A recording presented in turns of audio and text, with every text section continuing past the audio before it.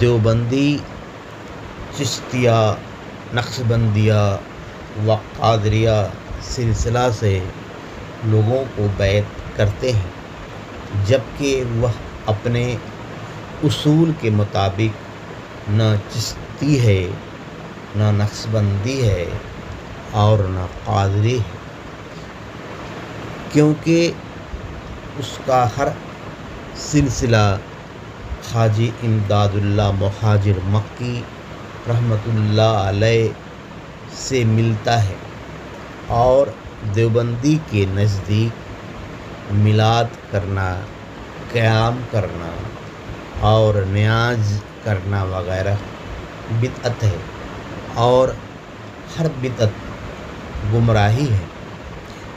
شریعت میں گمراہ مرشد نہیں ہو سکتا ہے۔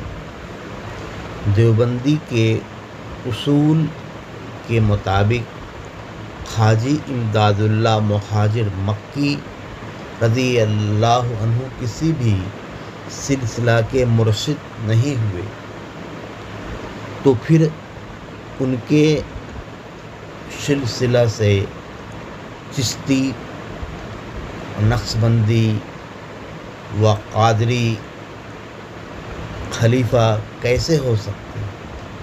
اور جو لوگ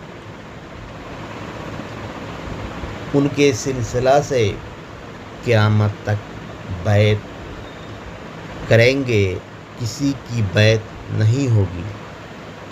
گمراہ کو گمراہ سمجھ کر اس کو مرشد تسلیم کرنا بھی گمراہی ہے۔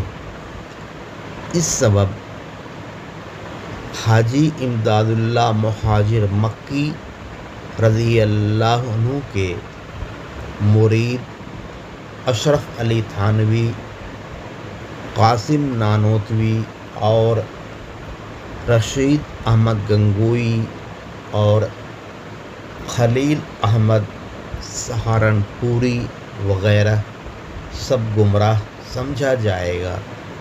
دیوبندی اصول کے مطابق